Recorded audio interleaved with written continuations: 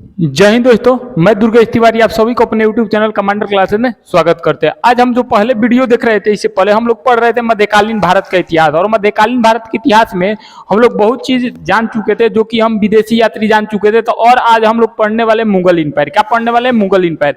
तो हेडिंग डाल लो आप लोग, जिसका नाम है मुगल काल। क्या नाम है? मुगल काल, यानी कि मुगल इंपायर। अगर बात किया जाए मुगल इंपायर के बारे में, आप लोग को बहुत बढ़िया से पता होगा कि मुगल इंपायर का जो टाइम पीरियड रहा है 1526 से लेकर 1707 तक था। ये फर्स्ट देखो, इसमें उत्तर मुगल काल भी आता है, लेकिन शक्तिशाली सबसे अगर मुगल रहे, अगर सबसे अधिक पावरफुल अगर मुगल रहे, तो मेरे बाबू 1526 से लेकर 1707 ईस्वी तक एकदम पूरी तरीके से ये क्या रहे? ताकत रहे मुगल काल। मुगल काल को हम पढ़ने से पहले थोड़ा डीप लेवल जानने चाहते हैं। हम डायरेक्ट बाबर को कुदा नहीं देंगे कि भारत में पहला बार पानी का युद्ध हुआ, पानीपत का। हम पहले इसको बारे में पूरे लास्ट तक देखेंगे, और बाबर था क्या, कहां कहां युद्ध लड़ा, ये सब हम लोग देखेंगे लास्ट में। क्लियर हो गया? तो अभी तक आप चैनल पर नए हो तो चैनल को लाइक, शेयर और सब्सक्राइब करो। क्लियर? देखो, बात किया जाए मुगल, तो मुगल का अर्थ यानी कि अर्थ ये होता है, अगर बात किया जाए तो साहसी होता है। क्या होता है? साहसी। अगर बात किया जाए इसका अर्थ क्या होता है? साहसी होता है। क्या होता है? साहसी। लेकिन आपको पता होगा कि एक बुक है, जिस बुक का नाम है जंगल बुक। नाम सुने हो? जंगल बुक। और उसी जंगल बुक से मोगली है एक नया फिल्म बना दिया इसीलिए। लेकिन कहा जाता है कि मुगल जो काल है, ये मुगल काल का मतलब क्या होता है? ये होता है सारथी। क्या होता है? साहसी। सारथी नहीं, क्या होता है? साहसी। और इनको मुगल काल का मतलब होता है तैमूरिया। अगर बात किया जाए कि इसका मतलब क्या होता है, यानी कि मतलब क्या होता है, मतलब तो मतलब होता है तैमूरिया। तैमूरिया, क्योंकि मेरे बाबू ये जो था तैमूरिया, ये मुगल तो था, सबसे अधिक जो वंश था ये तैमूर लंका वंश का था। तो हमको आगे बात पता चलना है कि ये जो मतलब होता है जिसका नाम है मेरा वो तैमूरिया। तो पेपर में कहीं कहीं लगातार पूछ देता है कि जो मुगल वंश है, मुगल वंश का मतलब, यानी कि मतलब का मतलब क्या होता है, तो ये जिसका नाम है तैमूरिया होता है। क्या होता है? तैमूरिया। लेकिन अर्थ पूछे तो अर्थ ध्यान रखना मेरे बाबू, अर्थ डायरेक्ट पेपर में पूछता है। क्या होता है? साहसी। क्या होता है? साहसी। अगर आगे बात किया जाए कि, अब ध्यान से सुनना, अगर बात किया जाए कुछ इसके साथ मिलते हैं समझना। इधर वाले एरिया में हम चलते हैं।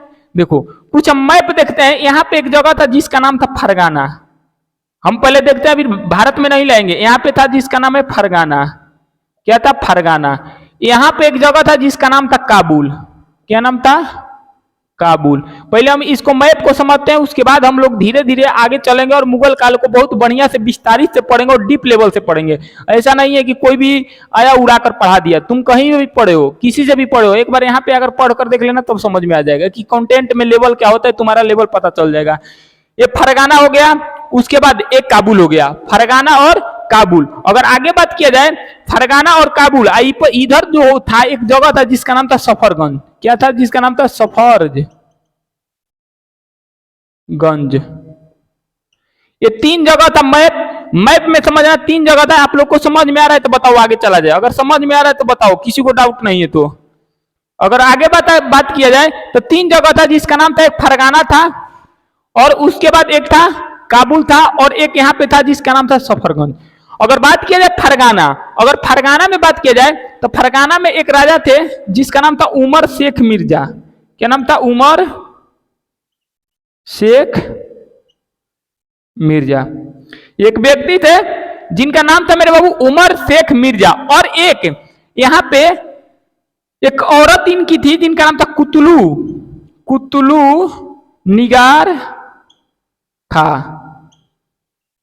क्या था? कुतलू निगार खा। अब समझना मेरे बाबू, अगर बात किया जाए फरगाना, फरगाना में एक व्यक्ति थे जिनका नाम, राजा थे जिनका नाम क्या था मेरे बाबू? उमर शेख मिर्जा। और यहाँ इसकी एक पत्नी थी जिसका नाम था कुतलू निगार खां। तो कभी कल पेपर में पूछ देता है कुतलू निगार खां कौन थी। आगे समझ और समझ ला, ये जो थी मेरे बाबू ये मंगोल वंश के थी। किस वंश के थी ये? मंगोल वंश की।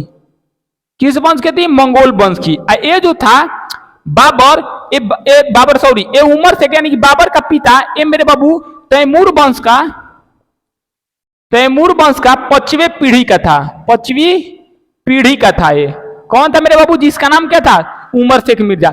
ये दोनों की शादी हुई, और शादी होने के बाद 14 फरवरी, वैलेंटाइन दिन के दिवस 14 फरवरी 1483 को, जिसका नाम था बाबर का जन्म हुआ। बाबर का जन्म हुआ और इसी बाबर ने इतना तहलका मचाया, इतना तहलका मचाया कि कहबे मत करो। क्लियर हो गया?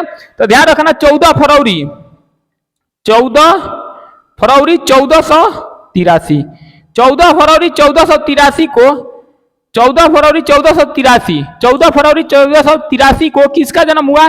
बाबर का। किसका जन्म हुआ? बाबर का। समझना इधर। अगर बात किया जाए तो बाबर के एक माता थी जिनका नाम था कुतुलुन निगार खां, और बाबर के पिता का नाम था मेरे बाबू जिसका नाम था उमर शेख मिर्जा। तो यानी कि फरगाना में, अभी हम इधर नहीं देख रहे हैं, इधर देख रहे हैं, फरगाना में एक बैठे थे जिनका नाम था उमर शेख मिर्जा, और एक थी जिसका नाम था कुतुलुन निगार खां। और कुतुलुन निगार खां मंगोल वंशज के थी। लेकिन अगर बात किया जाए उमर शेख मिर्जा, ये मेरे बाबू तैमूर वंश का 5वीं पीढ़ी का था। कितने? 5वें पीढ़ी का था।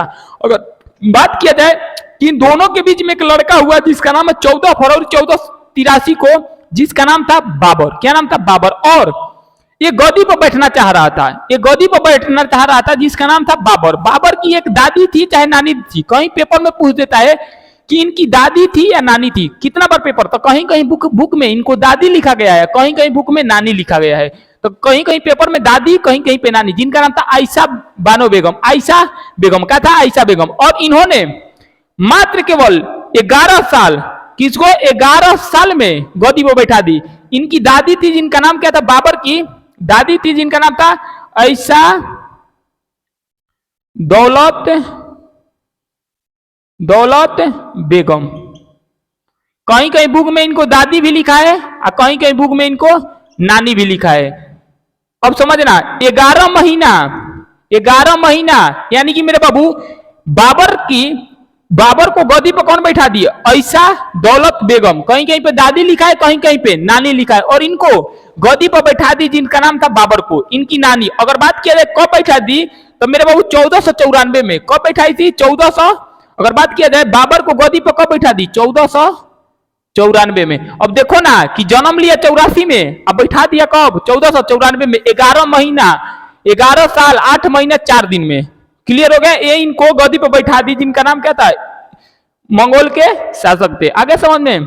एक सेकंड रुक जाओ, थोड़ा जूमिंग का उतू है, जूमिंग कर देते हैं। 1 मिनट रुक जाना।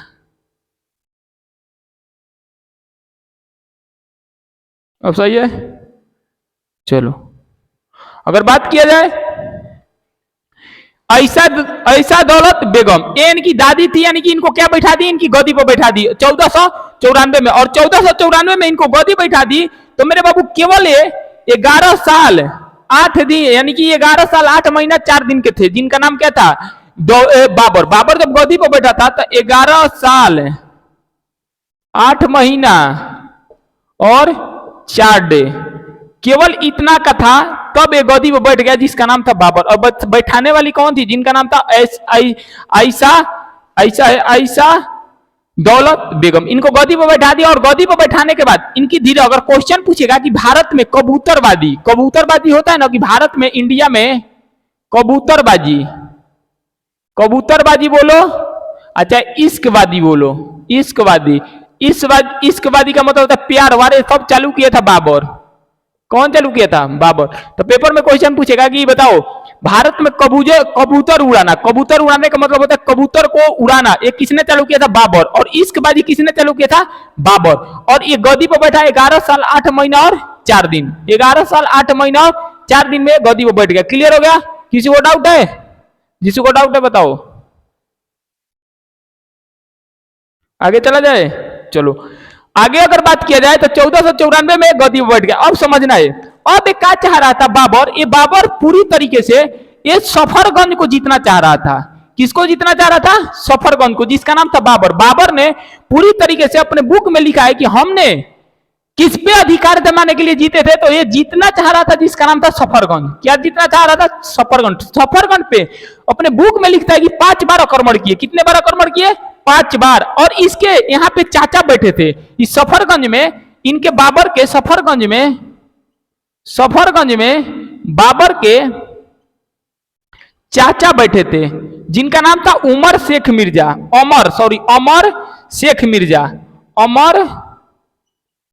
शेख मिर्जा।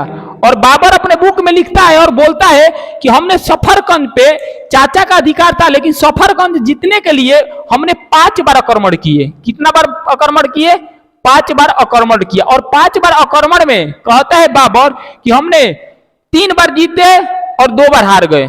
1497, 98, 1500, 1501 और 1502। इन मेरे बाबू की इतना सफरगंज पे, जिसका नाम था मेरे बाबू बाबर, बाबर ने टोटल कितना बार आक्रमण किया? 5 बार। कितना बार? यहाँ पे सफरगंज में 5 जीतने के लिए बाबर जो है 5 बार आक्रमण किया। कितने बार? 5 बार। अगर बात किया जाएगी कब कब किया था?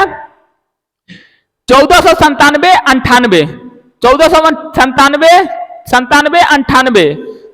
आगे समझे? 1500 और 1511। क्लियर हो गया? तो अगर बात किया जाए 5 बार कब कब आक्रमण किया था? 1496, 97, 98, 1500 और 1511। बात किया जाए कि ये बाबर ने 5 बार आक्रमण किया था, जो कि किस पे? सफरगंज पर जीतने के लिए। 1494, 96, 97, 98, 1500 और 1511। तो बात किया जाए कि 1496 में आक्रमण किया, 1497 में आक्रमण किया, 1498 में किया, 1500 में किया और 1501 में किया। बाबर ने टोटल कितने बार आक्रमण किया? सफरगंज जीतने पे 5 बार आक्रमण किया। कितने बार? 5 बार। एक बार नहीं, 5 बार। और अपने बुक में लिखता है कि 5 बार में से हम मेरे बाबू केवल हम 3 बार जीते। कितने बार? 3 बार। और 2 बार क्या हो गया? हार गया।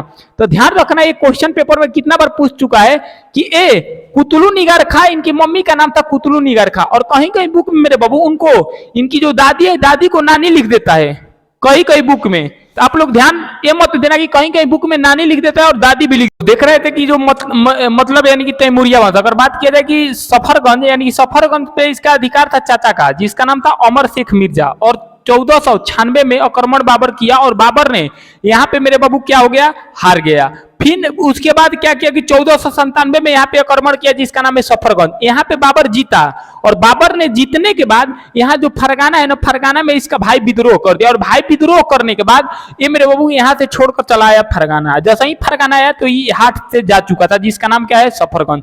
अब समझना, कब सफरगंज जा रहा था तो एक बार तुमसे क्वेश्चन पेपर में पूछा था, इधर से साफ कर दे। एक बार तुमसे क्वेश्चन पेपर में पूछा था यूपीएससी के सीएससी एग्जाम में, वो क्वेश्चन क्या था कि बाबर ने दर दर भटकना चालू किया। बाबर ने क्या करना चालू किया? दर दर भटकना चालू किया, इधर से उधर, इधर से उधर। तो किस गुफा में भटका था?